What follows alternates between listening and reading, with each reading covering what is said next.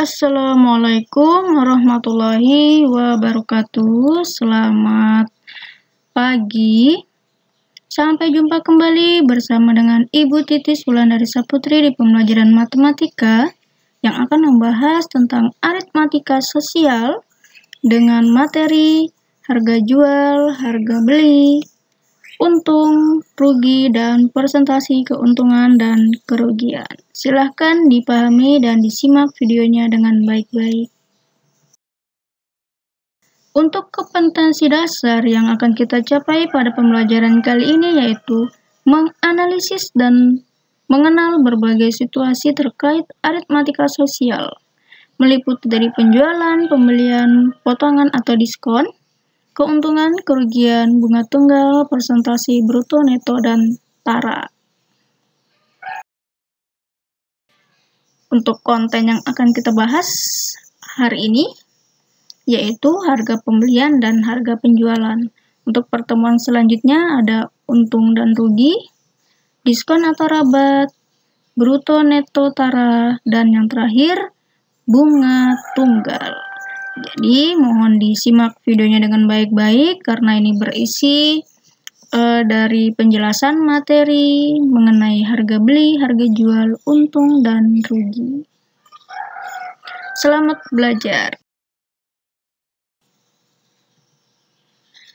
Bisa kalian perhatikan dari gambar yang ditampilkan, apa yang dicari oleh pedagang? Biasanya kalau seorang penjual itu apa sih yang dicari? Nah, yang dicari adalah keuntungan. Tidak ada yang mau jadi pedagang kalau dia rugi terus ya. Maunya pasti untung. Untungnya pasti maunya lebih besar. Tidak mau untung yang kecil ya. Tetapi semua itu tergantung dari pribadinya masing-masing tetap.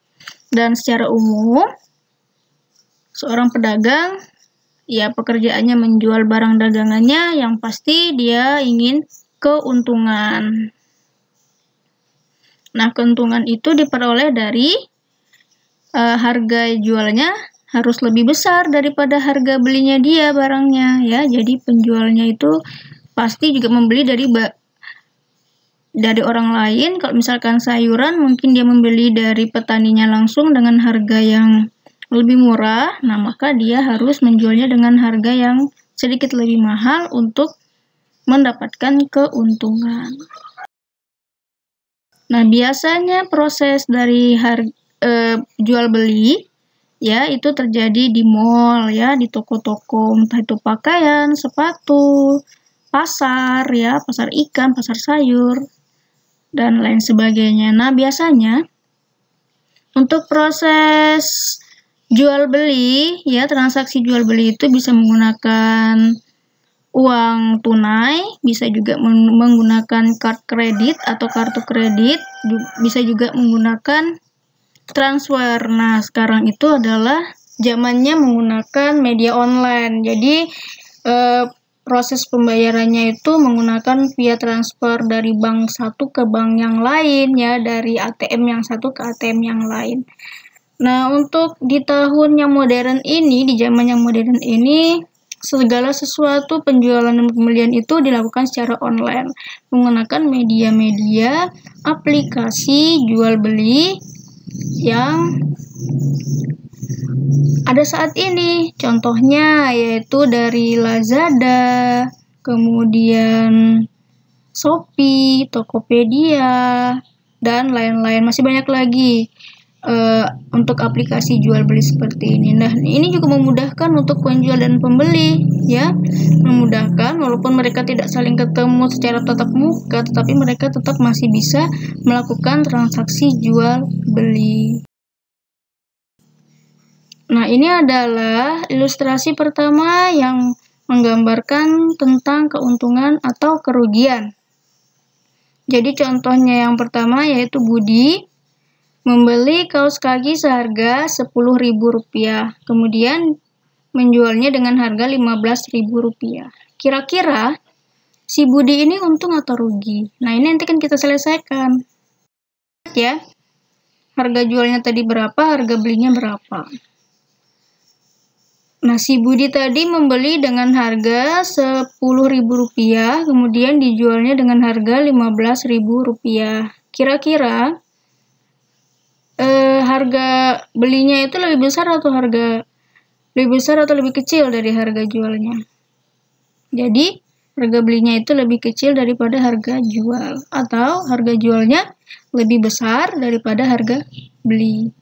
Nah, Budi itu mengalami untung atau rugi? Sudah pasti kalau misalkan harga belinya lebih kecil daripada harga jualnya, sudah pasti dia untung. Nah, untungnya berapa? Keuntungannya harga belinya tadi dikurangi dengan harga jualnya dikurangi dengan harga belinya, yaitu Rp15.000 dikurangi Rp10.000. Jadi keuntungannya yaitu Rp5.000. Next.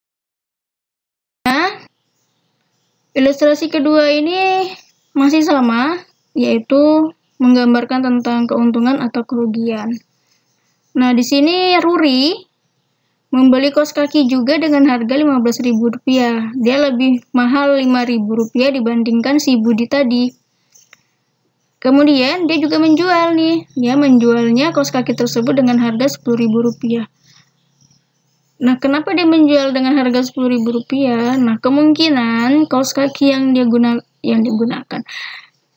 Kaos kaki yang dibelinya tadi itu mungkin sudah mengalami kerusakan atau sudah dipakai ya. Jadi dijualnya dengan harga murah ya. Jadi menjual barang-barang bekas pakai dengan harga yang jauh lebih murah daripada harga belinya. Dijualnya dengan harga Rp10.000. Selesaikan. Harga belinya tadi Rp15.000, harga jualnya Rp10.000. Jadi lebih besar harga belinya. Nah, Ruri ini mengalami untung atau rugi? Sudah pasti dia mengalami kerugian. Kenapa? Karena harga belinya lebih besar, lebih mahal daripada harga jualnya. Jadi makanya dia rugi. Ruginya berapa? Jadi ruginya harga beli dikurangi dengan harga jual. Harga belinya Rp15.000 dikurangi dengan Rp10.000. Jadi rugiannya Rp5.000. Jadi dia si Ruri ini rugi Rp5.000. Kemungkinan itu tadi dia menjual barang-barang bekas pakai.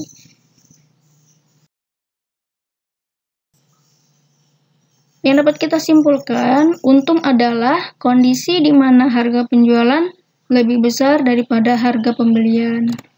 Ini adalah ilustrasinya, harga jual lebih besar daripada harga beli, atau harga beli lebih kecil daripada harga jualnya. Ini adalah kesimpulan dari keuntungan. Sedangkan untuk kerugiannya adalah kondisi di mana harga penjualan lebih kecil daripada harga pembelian. Nah, secara matematisnya ditulis seperti itu. Rugi sama dengan harga jual kurang dari harga beli, atau rugi sama dengan harga beli lebih besar daripada harga jual.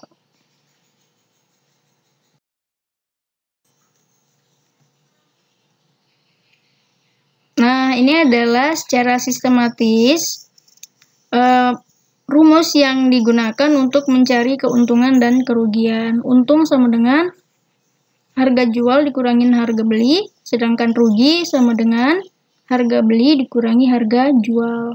Nah, untuk presentasinya bisa dilihat di tanda panah ke bawah itu, di kolom yang bawah, menghitung persentase untung dan ruginya. Untuk presentasi untung sama dengan untung dibagi harga beli dikali 100%, sedangkan rugi, persentase ruginya sama dengan rugi dibagi harga belinya dikali dengan 100%. Nah, untuk bisa lebih paham lagi ya, Ibu akan berikan contoh tentang untung rugi yang pasti sudah berhubungan dengan harga jual dan harga beli. Nah, ini ada contohnya. Anto membeli motor baru dengan harga 17 juta. dan dijual lagi dengan harga 18.360.000. Tentukan.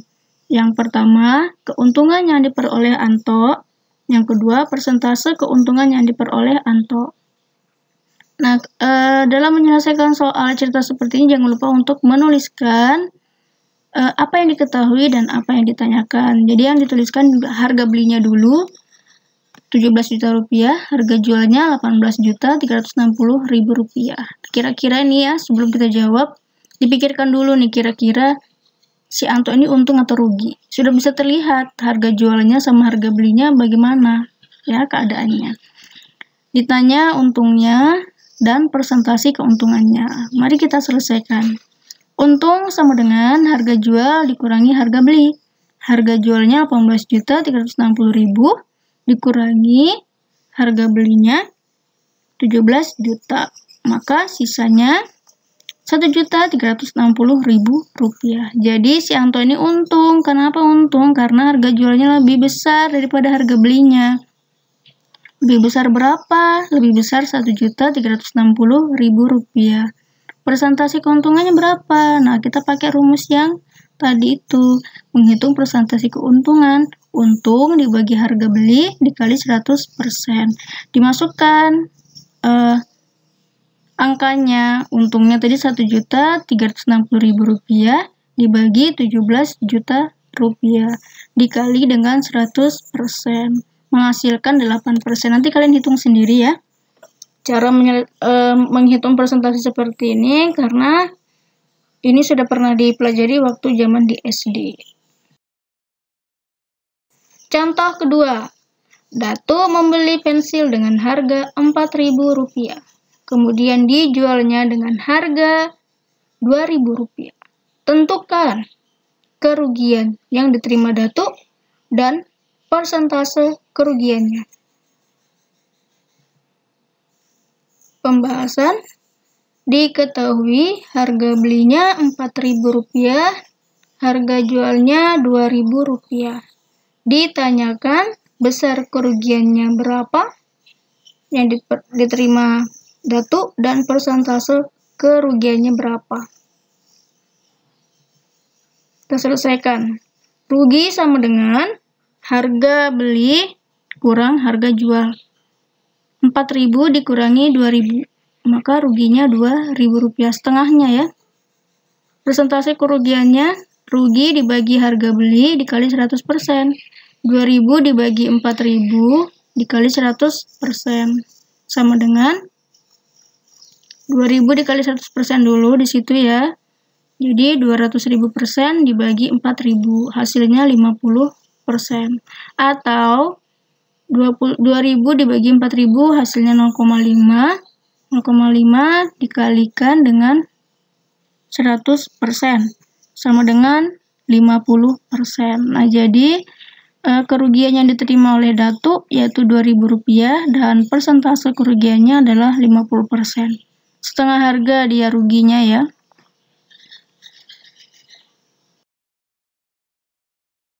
Ini adalah soal yang berhubungan dengan literasi. Kenapa Ibu berikan soal yang berhubungan dengan literasi ini sekaligus untuk melatih kemampuan literasi kalian dan mumpung masih kelas 7, jadi dibutuhkan proses berlatih literasi atau membaca serta memahami soal cerita yang panjang seperti ini dan menyelesaikannya dengan rumus-rumus matematika yang dipelajari. Nah, tujuannya apa? Nah, tujuannya itu agar kalian bisa menyelesaikan ya soal-soal yang diberikan pada asesmen nasional, karena untuk di tahun kalian nanti itu ya, mulai tahun kalian nanti tidak ada yang namanya ujian nasional, tidak ada namanya ujian sekolah. Jadi nanti yang ada adalah ya asesmen nasional atau disingkat dengan AN. Jadi asesmen nasional nanti itu meliputi dari AKM. AKM itu apa? Jadi AKM itu adalah asesmen kemampuan minimum. Nah, ini adalah bentuk dari contoh soal dalam matematika yang berhubungan dengan literasi atau yang biasanya digunakan dalam AKM tersebut. Nah, AKM tersebut nanti ini akan kalian hadapi di kelas 8. Nah, itu sebagai ujian ya. Ujiannya nanti secara online. Dan itu nanti dipikirkan, yang penting kita harus berlatih dulu cara menyelesaikan soal-soal yang berhubungan dengan AKM tersebut ya. Untuk kali ini Ibu akan berikan soal yang berhubungan dengan literasi. Nah, biasanya kalau literasi itu soalnya ya soal cerita seperti ini, panjang, kemudian lebih banyak kata-katanya, lebih banyak kalimatnya, kemudian lebih banyak angkanya, lebih kompleks ya, ceritanya lebih kompleks dibandingkan langsung dikasih soal cerita dengan poin-poinnya langsung dikerjakan ya. Kalau ini kita harus menggunakan pola berpikir kritis, jadi harus benar-benar serius, benar-benar fokus supaya bisa menentukan yang mana nih yang digunakan angkanya untuk bisa menyelesaikan soal tersebut. Dan kemudian rumus apa nih yang akan kita pakai nanti untuk menyelesaikan soal tersebut, entah itu soal tentang aritmatika, untung rugi, jual beli, atau juga bisa dengan soal-soal yang dengan rumus-rumus yang lain. Karena kalau dalam literasi seperti ini tidak ditentukan langsung ini soal apa, tetapi kita yang harus bisa memahami bahwa ini adalah soal tentang materi apa gitu ya.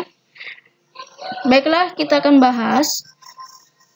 Pak Subur seorang penjual bubur ayam di daerah Jakarta. Seperti biasa, setiap pagi Pak Subur ke pasar untuk berbelanja bahan pokok untuk membuat bubur ayam. Untuk membeli bahan pokok bubur tersebut, Pak Subur menghabiskan uang 1 juta rupiah. Dengan bahan baku tersebut, Pak Subur mampu membuat 130 porsi bubur ayam dan dijual dengan harga 10.000 porsi. Nah, pada hari itu, Pak Subur mampu menjual 110 porsi bubur ayam. Nah, yang mana nih angka yang akan kita pakai untuk menyelesaikan soal ini? Nah, kira-kira ini apa yang dicari? Jadi, yang dicari yaitu tentang keuntungan atau kerugian, ya. Karena di sini, yang di kalimat terakhir ini, pada hari itu, Pak Subur mampu menjual 110 porsi ayam. Sedangkan yang diketahui selanjutnya yaitu modalnya. Uang yang dihabiskan dia untuk membuat bubur ayam itu 1 juta rupiah. Secara otomatis pasti dicari itu keuntungan atau kerugiannya, karena sudah diketahui jumlah porsi yang dia jual itu berapa ya, 110. Nah, ini nanti kita akan menghitung keuntungan atau kerugiannya yang diterima Pak Subur.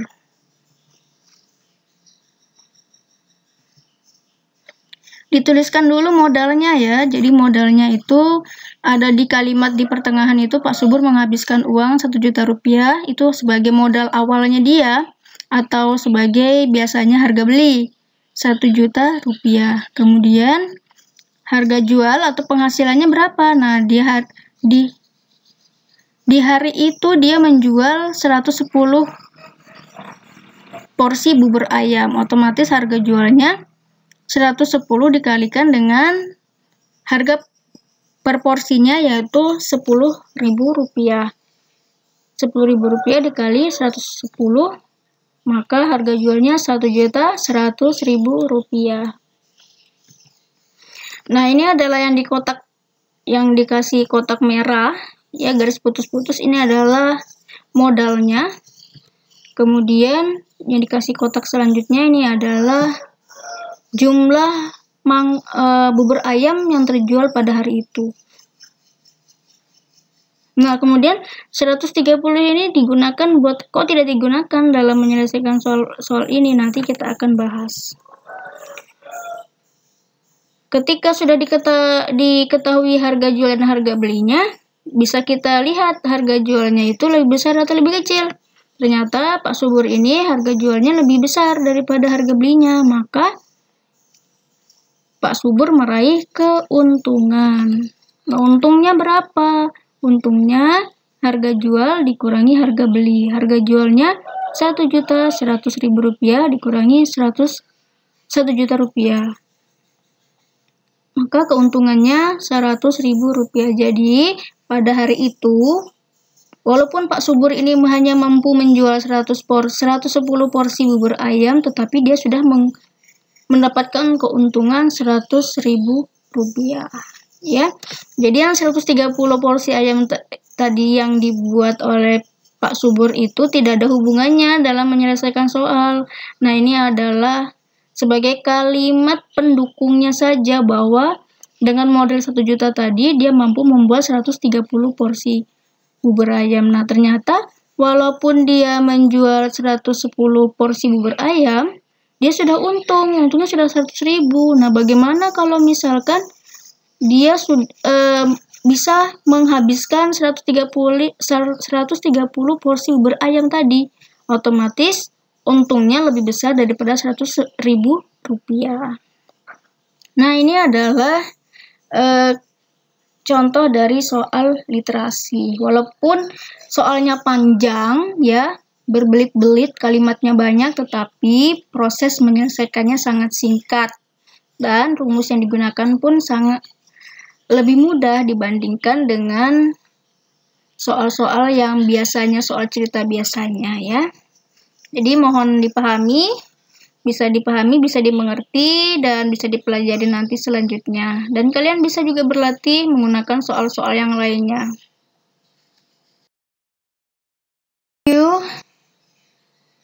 Ibu ucapkan sampai jumpa di pertemuan selanjutnya. Jangan lupa untuk tugasnya dikumpulkan, kemudian nanti dikerjakan dengan baik. Dan untuk video ini bisa juga diputar kembali dengan mengunjungi YouTube Ibu, yaitu bisa kalian lihat di bawah ini ya, akun YouTube-nya. Bisa kalian pelajari lagi dari materi-materi sebelumnya yang telah lalu kita pelajari. Semoga bermanfaat, semoga mudah dipahami, semoga kalian paham, semoga kalian mengerti. Terima kasih yang sudah mengikuti pembelajaran ini dengan baik. Semoga berkah. Dan untuk pembelajaran selanjutnya akan membahas materi-materi selanjutnya. Jadi tetap stay tune di pembelajaran ini sampai dengan selesai. Jangan lupa subscribe, komen, dan like. Terima kasih. Assalamualaikum warahmatullahi wabarakatuh.